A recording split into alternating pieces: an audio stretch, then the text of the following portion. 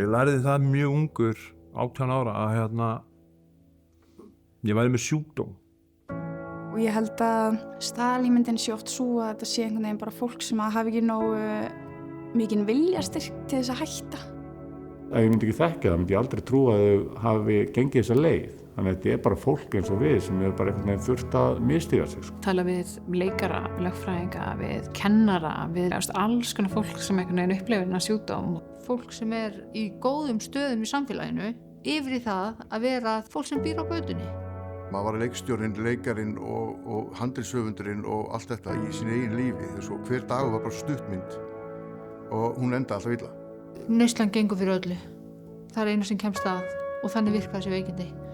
Sársaukinn þegar ég var komin að mestu, bara hæðstu sársaukamörkunum, var ég svo örvæntingafullur að ég bara endaði á hnjánum að biðja til Guðs.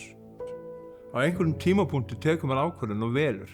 Ég heyrði oft, að ég þurfa að setja bata mín í fyrsta sæti á undan börnunum mínum og ég skildi þetta aldrei, ég hugsaði bara að fólk orðið eitthvað alveg. En þetta er svo mikið satt. Ef ég hugsa ekki sjálfan mig, þá get ég ekki verið góður pabbi, sko.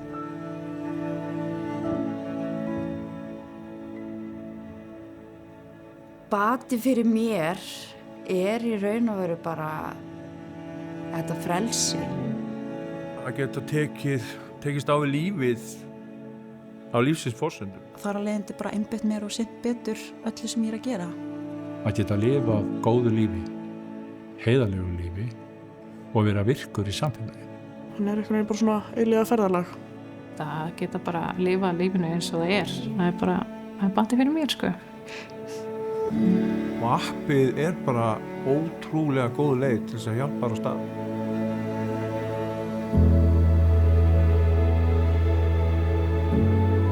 Ég var með alls konar önnur upp og fleira í símanum sem að héldu utanum einmitt einhvers konar tíma og svona, en mér finnst svona sérstaklega eins og í Bata-appinu rosa mikið bara, þetta er bara alltaf á einum stað. Fyrir mig kannski sem er búin að vera edrú í 33 ár, en það gaf mér samt árangur því að ég var búin að færa inn tíma minn, að ég var búin að vera án áfengi sem ég aldrei talið, 11.394 daga. Mér fannst bara svolítið merkilegt að sjá það. Ég hef aldrei talið daga, ég hef alltaf talið á. Hugleiðslan, dagsplanið, fræðslan, þetta er ótrúlega öflugt tól í símanum og það eru allir alltaf með síman á sig. Ég vildi óska þess að þetta hefði verið til þegar ég byrjaði að verða edrú.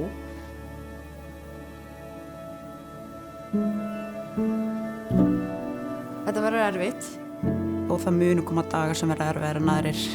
Hafðu trú á sjálfu þér, ég hef trú á þér. Þú ert ekki einn. Það þarf alveg þolinmæði. Lifa svolítið bara í núinu, skilurðu. Einn dag í einu.